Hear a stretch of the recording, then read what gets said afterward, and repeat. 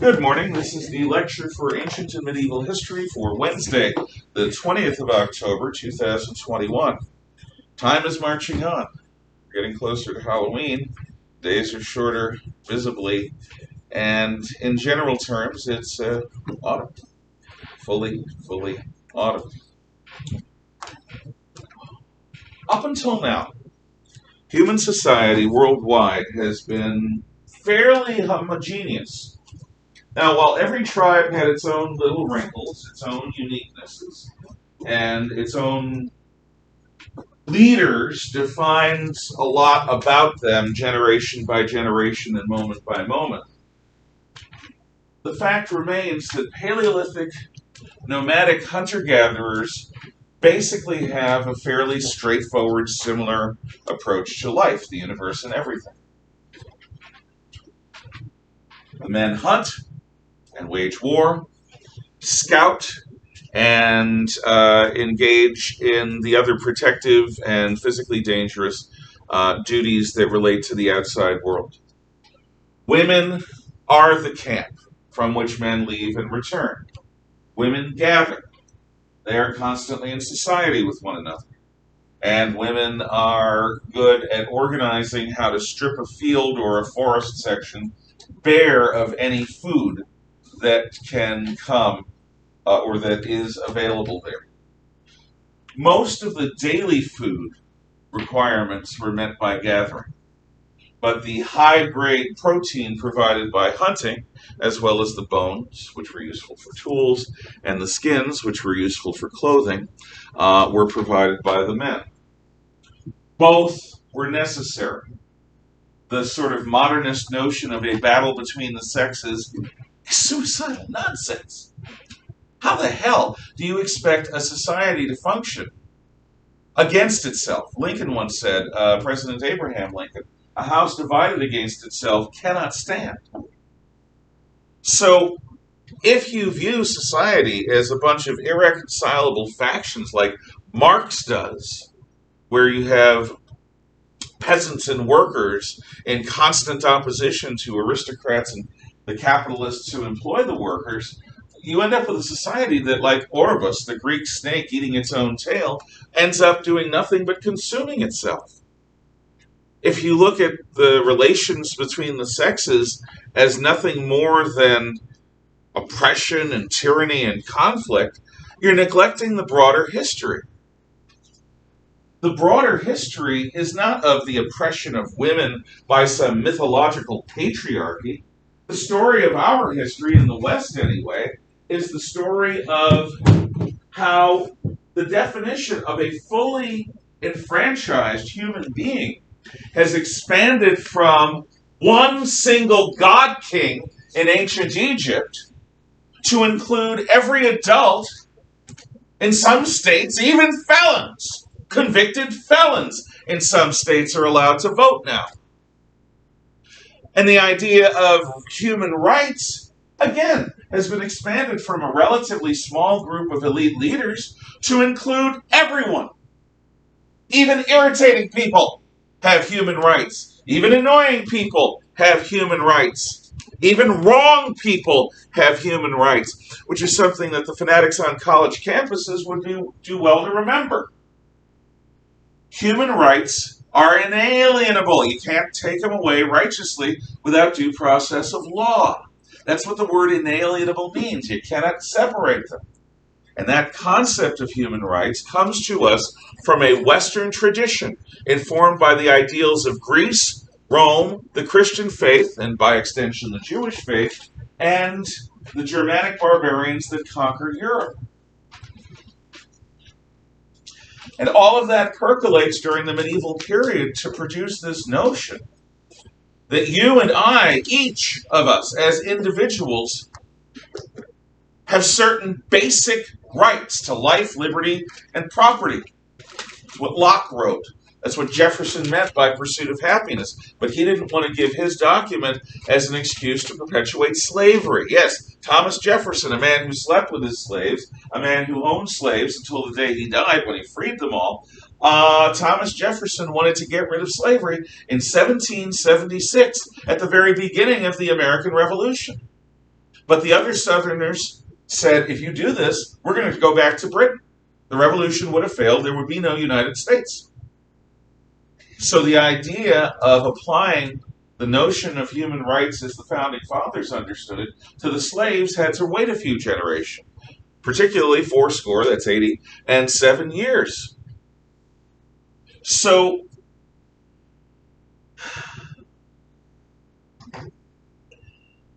this relationship is not an oppressive one. It is a cooperative one.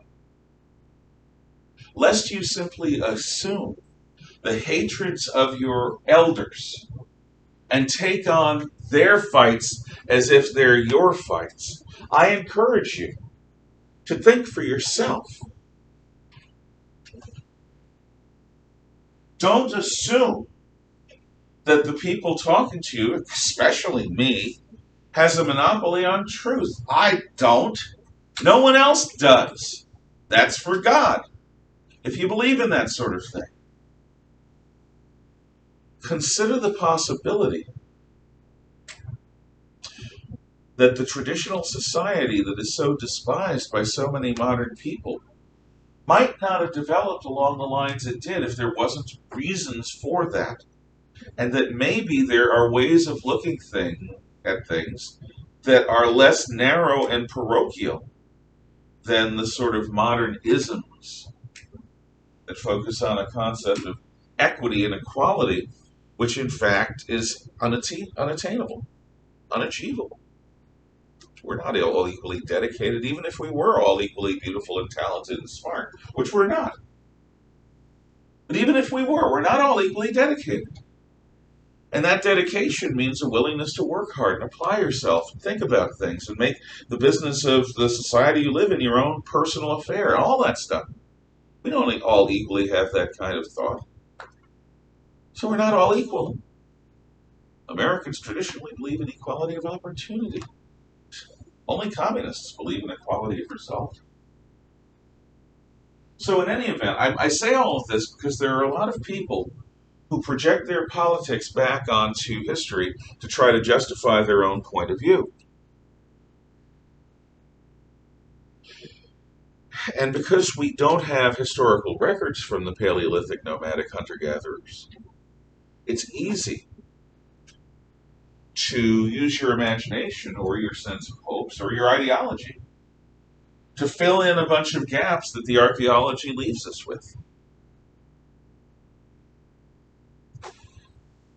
One of the relics of the Paleolithic era are what are called Earth Mother statues, which are these sort of round rock things that sort of look a bit like a pregnant woman. Sometimes they even have little stubby arms. And these Earth Mother statues, which are clearly carved, are found all across Europe and into Central Asia. What do they mean? We don't know. Because we haven't been able to read anything written by someone back then, nor have we been able to talk to anyone. If the doctor comes along with his TARDIS and allows us to go back in time, and the TARDIS also magically allows us to translate whatever we think into their language and whatever they think into our language, we can ask them, what do these Earth Mother statues mean, if they are even Earth Mother statues? Oh no, that's Gojira. Concepts of Godzilla change. What do they mean? Well, clearly, there was a focus on the miracle of childbirth. And the question is, to those people, was childbirth a miracle? Did they understand that sex leads to children? We assume that that's a given, but it's not. It's not. Now, if you look carefully at a child and you know their patrimony, their father, and you obviously know who their mother is because there's no question who a child's mother is, you can say, you've got your father's eyes and you've got your father's nose. But what if Monogamy is not practiced. What if a woman has several partners, which, by the way, is not entirely common? But what if you've got a bunch of dudes who could be the dad, is it so easy to pick out traits? Is it possible that people believed that women were simply blessed by the goddess or the god or one of the gods to suddenly, spontaneously, parthenogenically produce an heir, an offspring, a boy or a girl? We don't know. Well, we think that they may have made these statues in order to express the wonder that really should be felt when you consider the creation of another human life. It's pretty wonderful. Sex doesn't always lead to childbirth, but it can. But what do they think? We don't know. We just know that there are these statues. But I can tell you that feminist historians and anthropologists and others have created the myth of a prehistorical matriarchy where women were revered as near gods. And this, like a lot of the Wiccan assertions, Wiccan being a form of modern paganism, like a lot of the Wiccan assertions about the Celtic Druids, it's interesting, it's imaginative, it's great fiction, but there's no reason to believe any of it, because it's imaginative, it's not rooted in any evidence. Except, yeah, they had Earth Mother statues. Does that mean that they were a matriarchy? Does that mean that women ruled and men obeyed? We don't know. Unlikely. There's no evidence to support it other than the statues. They could have meant any number of things. So, general rule, when looking at prehistory, especially, or when looking at history when there is limited evidence, or where there is a historian with a really big axe to grind, it is wise to be skeptical and critical and think for yourself. A credulous person will say, oh, you got swampland land to smell it. You got swamp land to sell me in Florida. You got swamp land to sell me in Florida. Let me buy some of that. Oh, you're a Nigerian prince that has a bunch of gold. They want to move into the United States. Let me give you my bank account number. A credulous person is probably too trusting. On the other extreme, there's a cynic. There ain't no truth. We never went to the moon. It was all lies. Lies spread by evil conspiracies that rule the world. I don't believe in nothing. You tell me it's sunny out, I'm not going to believe it until I go outside, gaze at the sun myself. Hopefully I won't blind myself. Yeah, because cynics don't believe anyone when they tell them anything, because they suspect that everyone who's telling them something is trying to use them or manipulate them. Both of those extremes. Oh yeah, I'll believe whatever you say because you're a good person, right? Or, you all are a bunch of manipulative liars. There's probably a wise, moderate ground between those two extremes. And I would suggest that scholarship recommends, I don't often speak for scholarship, but this time I will, scholarship recommends that perhaps, in fact, a healthy skepticism, which is not cynicism, a healthy skepticism is the attitude that has you say, maybe, what you say is true. Let's ask about it. Let me ask you questions that occur to me about it that might challenge you to demonstrate why you think what you do. Also, after I'm done talking to you, I'm going to talk to other people. And I'm going to think about it for myself. And then I'm going to come to a conclusion. And that conclusion will be what I use as truth for a while, until I learn something that causes me to question that conclusion. In which case, if you're an honest person, and not everyone is in this respect, you will then reassess what it is you had assumed to be true and consider it in light of the new evidence. If you do that with history, you can listen to a old fuddy-duddy conservative like myself. Or you could listen to a communist like Howard Zinn or read his book, A People's History of the United States. That's the communist salute. Or it's one of them. They have all sorts of salutes. You could listen to or read the most ardent feminist or the most absolute racist or any number of ideological interpretations of history. It's not a bad idea to know what people think, even if you think they're nut jobs. There's a lesson in life. It's not always a bad idea to learn how people think, even if you think they're nut jobs. Because knowing how they think might help you to avoid becoming a nut job yourself. It also will help you to predict what they are capable of. If you studied Hitler and his words, you would understand that when he wrote in his book about getting rid of the Jews, it included the possibility of genocide. But people didn't believe it because they couldn't imagine being like Hitler. They were nice people. They assumed Hitler was a nice people who was just nice people. Nice person who was just a little misguided. No, he had different ideas. It's important to understand those ideas. For 4 years at Bates, I studied under communists about communism. Not because I was a communist. I've been an anti-communist for a very long time.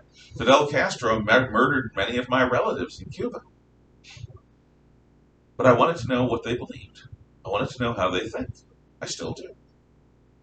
It's interesting to me. And it helps me to be a better anti-communist, since my thoughts on communism are not rooted in ignorance. They're rooted in some degree of knowledge. So, beware, because the nomadic hunter-gatherers are often used as examples by people trying to sell something, trying to sell an idea. And they are able to be so maligned and misused because all we have on them is archaeological evidence. We have the physical remains that they left behind, including the Earth Mother statues. Any questions, comments, or thoughts before we move on to the Neolithic?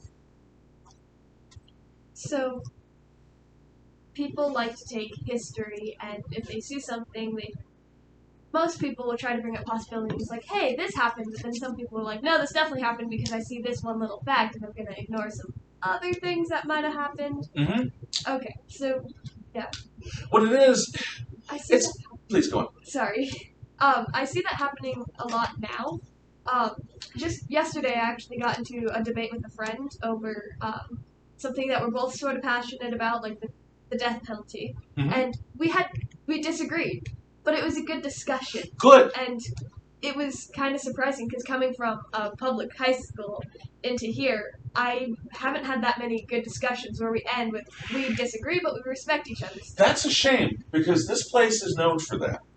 And if it's not happening as much, then we all should do something about that.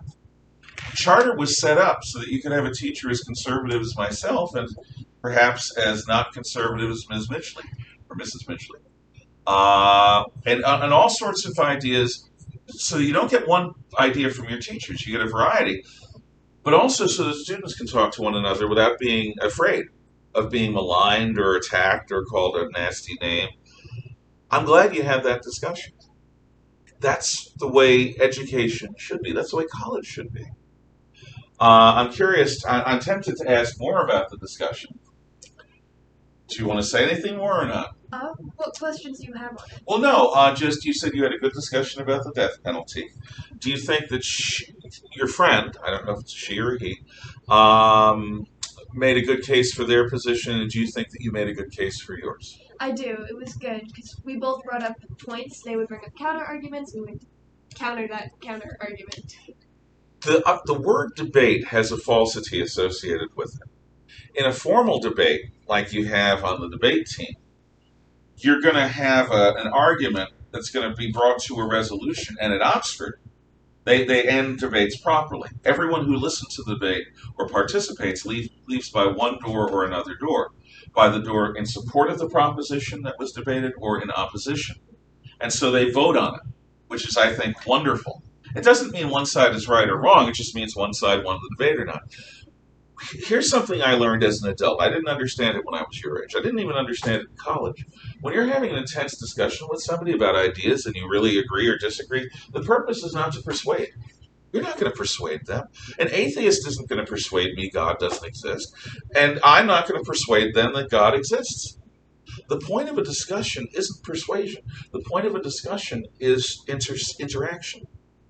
It's an intense way of interacting with human beings. And in its own way, it's as intense as lovemaking or fighting. Because in a good discussion, you're fully committed. You're in that moment. And you're in that moment with your interlocutor, with your questioner, with the person discussing and debating with you.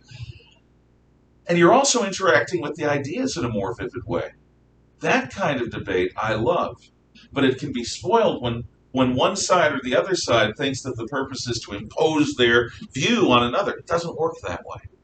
Occasionally people will say, and I will say this if somebody raises a point I've never considered. You've raised a point I've never considered. Thank you for that. I will think about it. I'm probably still going to come to the conclusion I have, but I have to think about that because you brought it up. Hoorah! I've learned something. And at my age, when you learn something new, it's a happy thing, usually.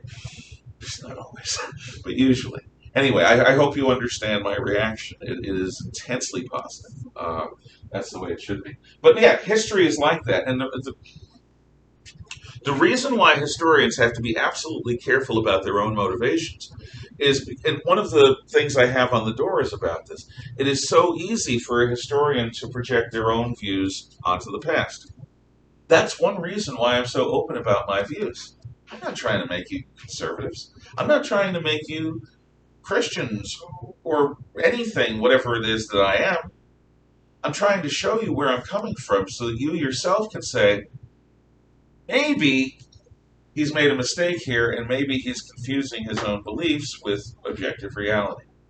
I'm giving you that tool so that you can use it. I do not want you to be unclear about where I'm coming from.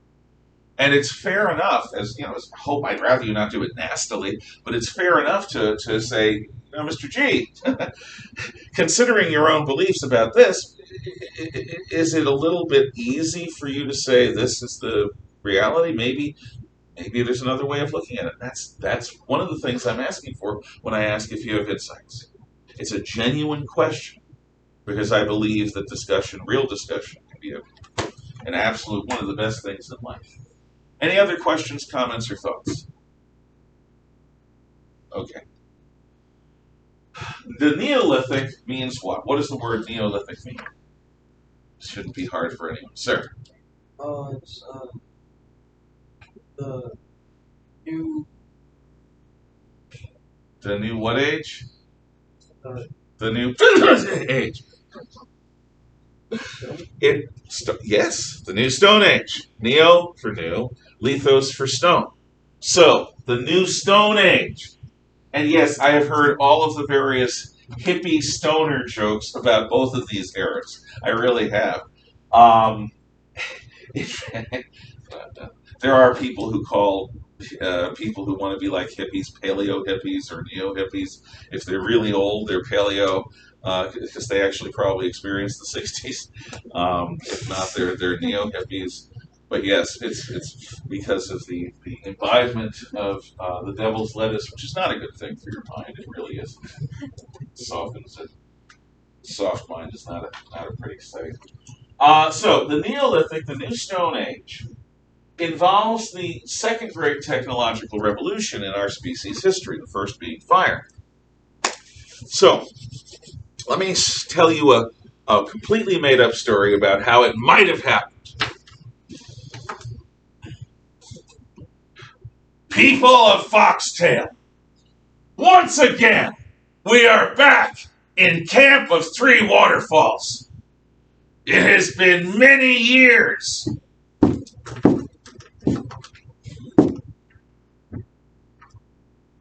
A bunch of years since we have been back. They knew how to count, at least to 5.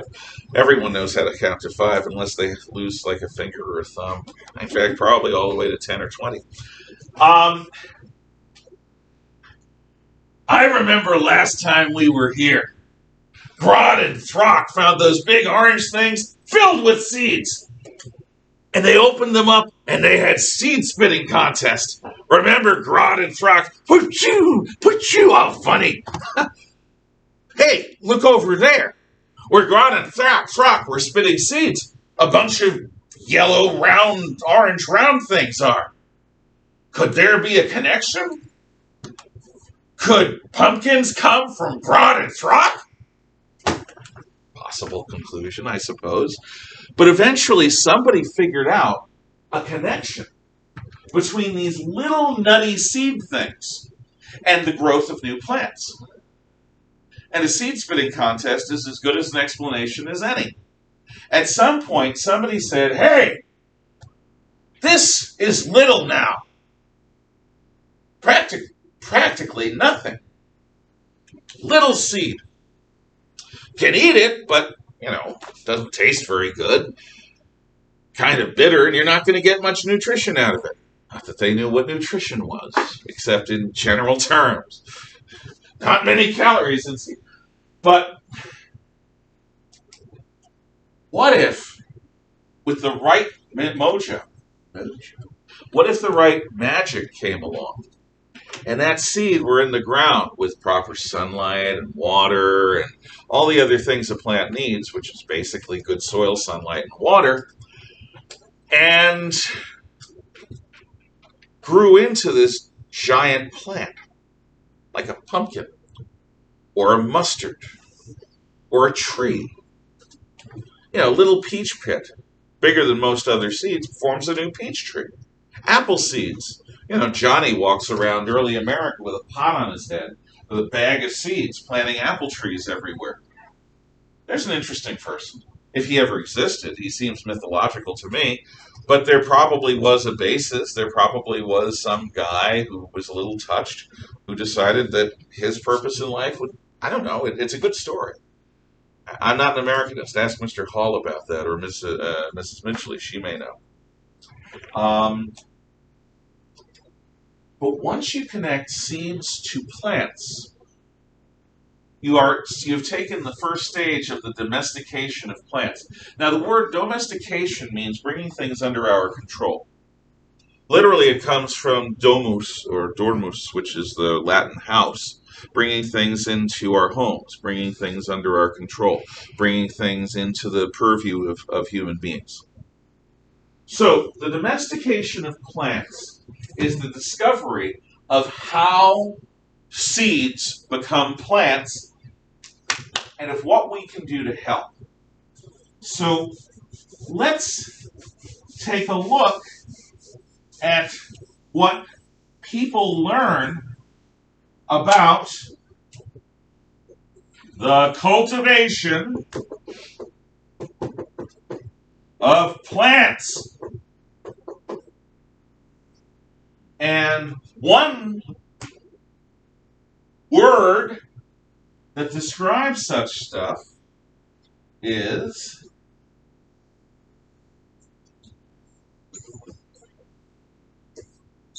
irrigation. Not irritation, not irradiation, irrigation. I'm going to give you a working definition of irrigation. IRRIGATION. Irrigation. IRRIGATION. Irrigation. Has nothing to do with the sound organs on your head. IRRIGATION. Irrigation. Irrigation is the process by which, how's that for a good definition beginning? The process by which you get the process by which you get the right amount of water, the process by which you get the right amount of water to each plant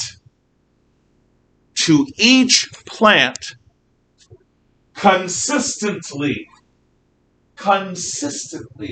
whereby you get the right amount of water to each plant consistently. So, you've got sort of a ridge here. Down below,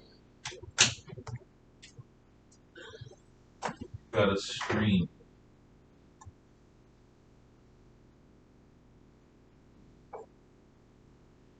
Now, the low country by the stream,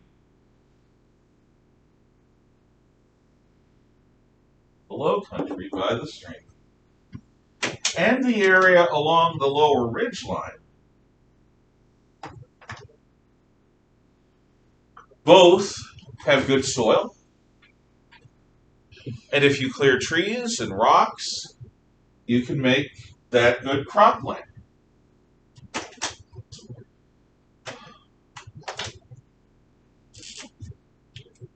Now, if it rains regularly and it's sunny regularly, all you have to do is learn to turn over the earth.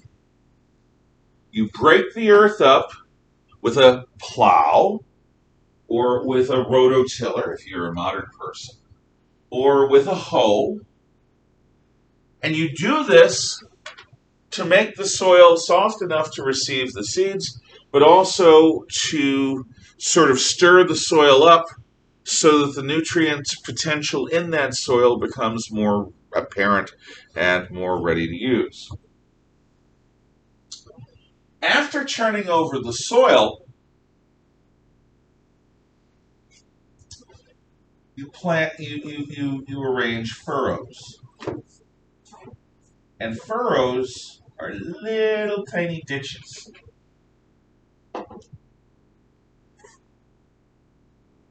These furrows are fairly close to one another. I'm actually overemphasizing the distance between them so that you can see it on the map if you were in a position to see them. If you're not, Can.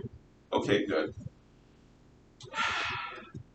Now, between these furrows are little mounds, also following that same comb straight line system. Where do you plant the seeds? Any of you know farming or gardening enough to tell me, do you plant the seeds down in the furrows or up on the little ridges between them? Somebody know? I believe Okay, go ahead. Go ahead. Sorry. Yeah, no, you were first. I believe it's up on the ridges. Do you agree or disagree? Yeah, it is. You don't plant in the furrows, you plant up on the ridges between the furrows. And if you're smart, you give enough space for the plants to grow. Mao Zedong, the greatest mass murderer in human history, the dictator of the Chinese Communist Party, up until his death in 1974 or 75, decided that he knew more about farming than actual farmers. And he basically sent the order out, enough with this leaving space between seeds nonsense. I want you to plant as many seeds in that field as you can. More seeds planted, yeah, a few will die. But that's the way it is with people, too. History comes out of the barrel of a gun. Plant as many seeds as you want. And what happened, of course, was massive crop failures. But anyone who blamed him, do not criticize the leader of a communist country while you are in a communist country. Bad idea. Unless you want to die.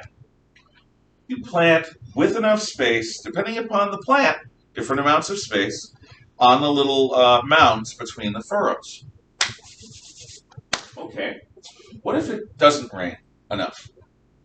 How are you going to irrigate? How are you going to get, well, planting in furrows and preparing your fields is a big part of it. Turning over the earth, planting your seeds properly, having the furrows, that's all there.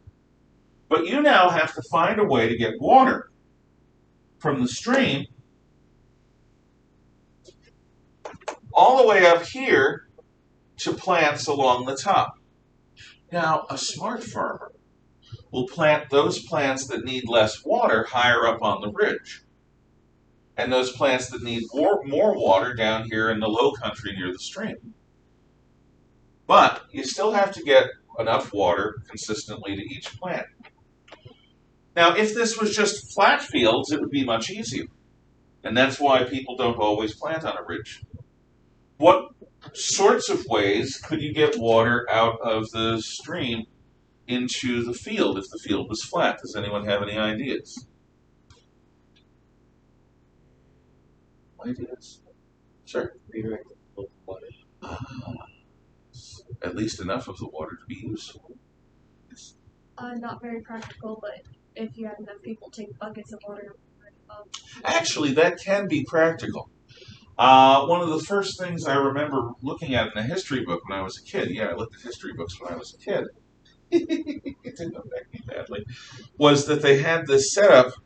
It was sort of like a set of poles with a beam on top and a bucket hanging from it. And there was this guy who basically regularly lowered the bucket into the river and then pulled the bucket up, swiveled it around, and dumped the bucket in the furrows of the field, and that way you get the water into the field. That's a fairly labor-intensive way of doing it, but it will work. And it actually deals with the problem of elevation. Now, in the library at Alexandria, which is this massive Greek research facility in Egypt around the time, before the time of Julius Caesar, Archimedes, the Greek scientist, comes up with a screw device that actually moves water uphill. An Archimedean screw could take water from down here and bring it up to the level of your tables. No problem. But most people didn't have access to an Archimedean screw. So the bucket method was one way. Another way, and this worked in Egypt and in Mesopotamia particularly, is you have your field so low that you can just have little dams at the end of the furrows, and then when you want to let water in, you just open the dams, and the very top level of the river flows into your furrows just naturally. That's a different way of redirecting the water.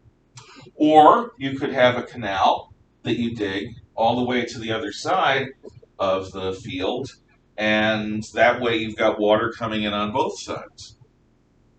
There are a variety of methods of getting the water out of the stream into the field. Now, getting them up the hill, that's a harder thing. That's labor intensive. You're going to require some way of pushing the water uphill, which usually involves a guy with buckets, or a guy with an ox with buckets.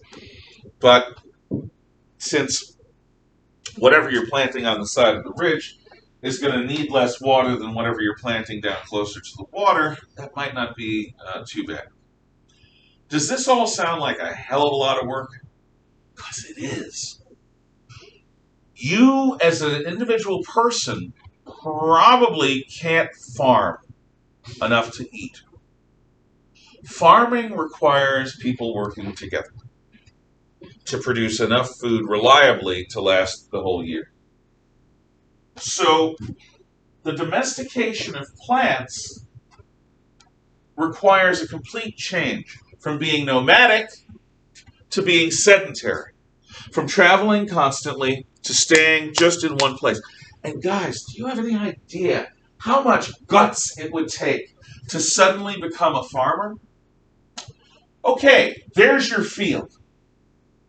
That field has most of the food you and your family are going to need. Yeah, you can do some fishing and hunting to supplement it, but basically, that's your food. Out there in the field, under the sky, what could go wrong? Early frost, too much rain, too little rain, weevils, rats, mice, lightning, fire, wild animals, birds eating your seeds, and other people coming in, like the grasshoppers in A Bug's Life, or whatever that movie was called, or the bandits in the Magnificent Seven, coming in at harvest time to steal your food. What could possibly go wrong? Anything. Everything. You're basically saying to the world, hey world, I hope you have a bunch of razor blades, because here are my wrists. Do your best. Ah! Because everything is open.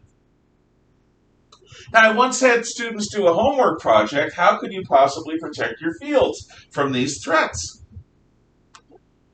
Some of them said, well, what about hail?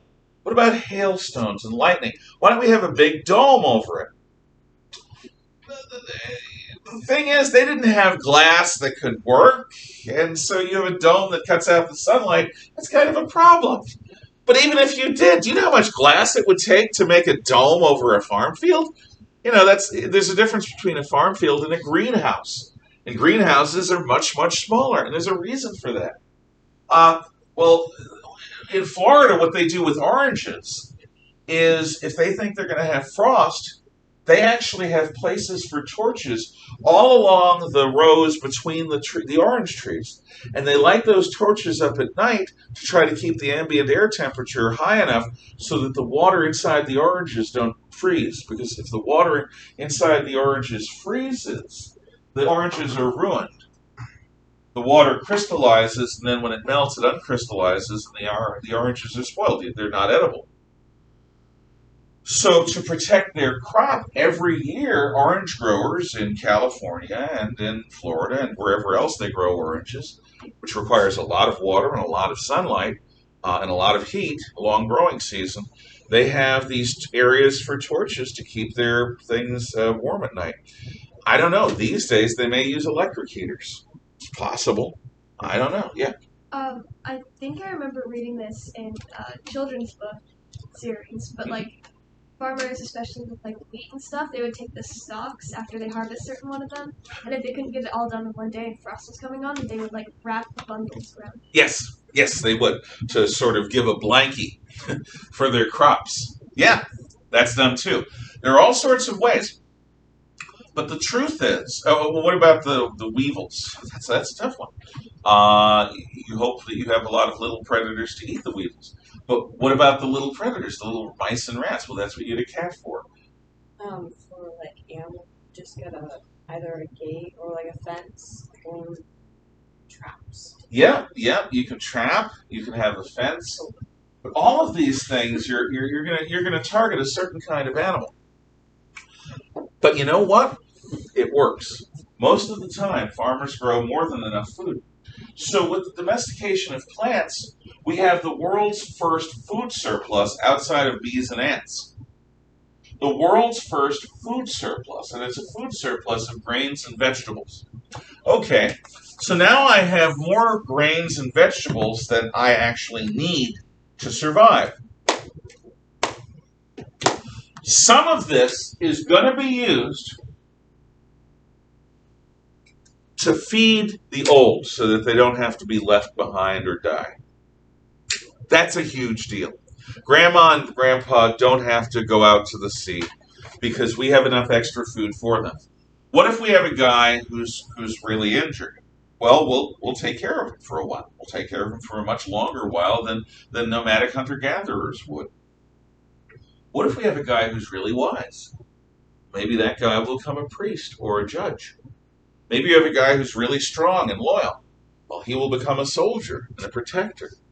Maybe you have somebody who's really clever with their hands or comes up with new ideas. Somebody had to invent the wheel. So they become crafters.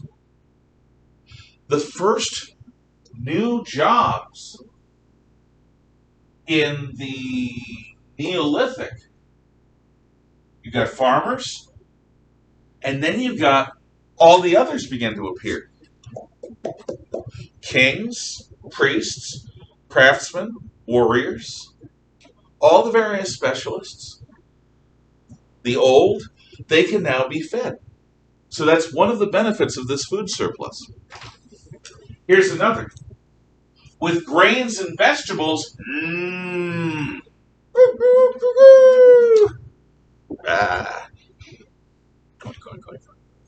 all the little farmer noises that you learn as a kid.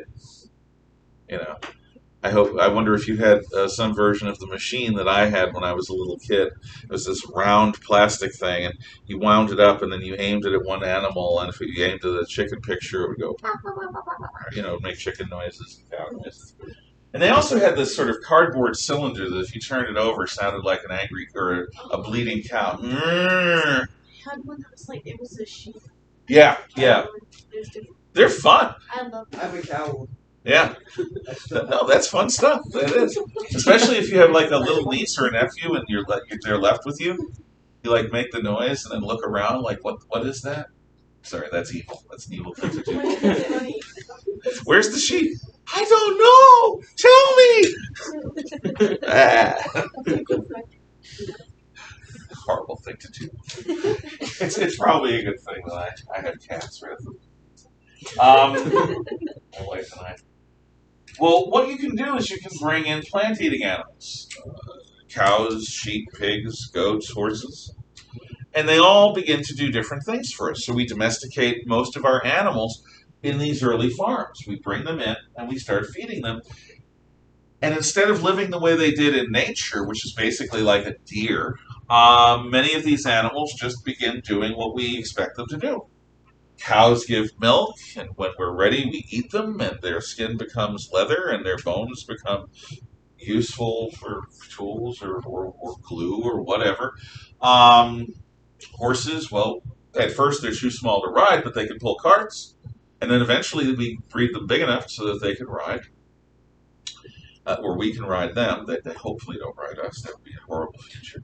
Like the dolphins taking over the land. We don't want that. And goats, they give milk for cheese, and they help keep llamas company, I guess. And because they're smart, they help keep horses company. Goats, actually, as little animals go, are really, really smart. If you've ever known goats, you know this. You also know that the males need to be fixed because the smell is awful. Yeah, I used to have goats. They would always climb the trees. Like, the whole bottom half of the tree would be empty of leaves. They would try to climb the trees to get up to the leaves. If they had the ability, if they had thumbs, we would really have competition. We would. No, goats and raccoons are among the sort of different animals that are very, very smart, surprisingly so. But with these plant-eating animals, we now get a new kind of surplus. A surplus of meat and dairy products. And with that surplus of meat and dairy products, we can then bring in the dogs. And dogs are so useful. Dogs can keep watch when we're asleep. If anyone comes close who's a stranger, that isn't really what dogs sound. Dogs will fight to die for their families. Back when I had a dog, there's a prayer. Dear Lord, make me the kind of man my dog thinks I am.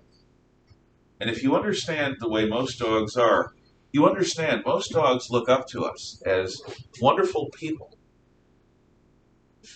Living up to that is a pretty tall order. Dogs are incredibly good. I love dogs and I love cats. And dogs help protect the sheep and the herds from wolves, and they help warn us of danger.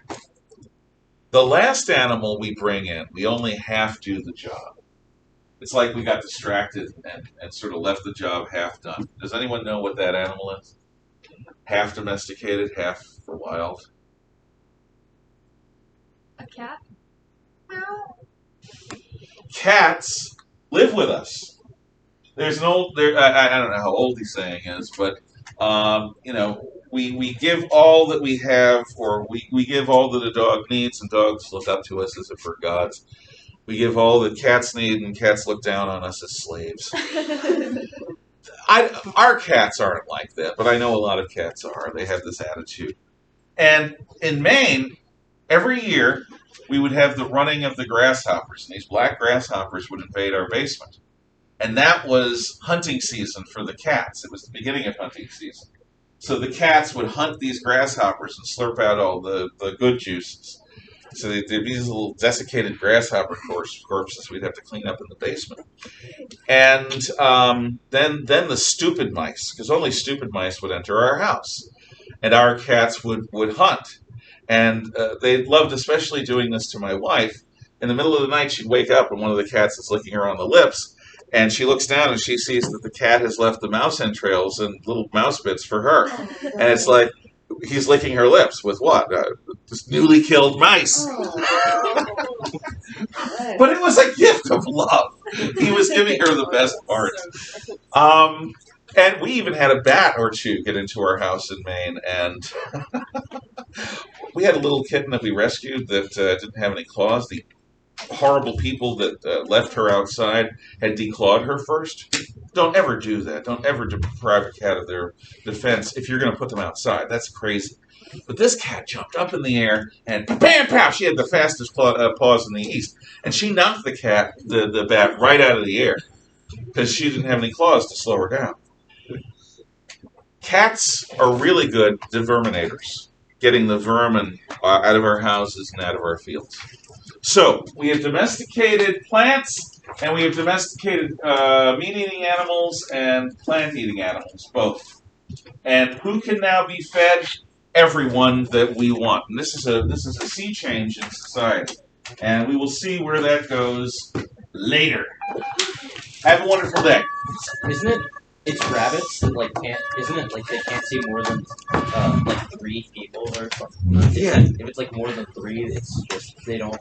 It's like just more than. I have never heard that, but that's so weird. I believe it actually. Yeah, rabbits are odd. Like rabbits are. Like, I know chickens can remember 400 different faces. Interesting. Like, I think it was like because rabbits like if you like if it's 1 they can see it as 1, if it's 2 they can see it as 2, and if it's 3 they can see it as 3. And then it's like just 4, a bunch. Then it's just Yeah. many more. Like 5 is the same thing as like 100. 2, 3. Ah! Take care, folks. Many. Have a good day, guys.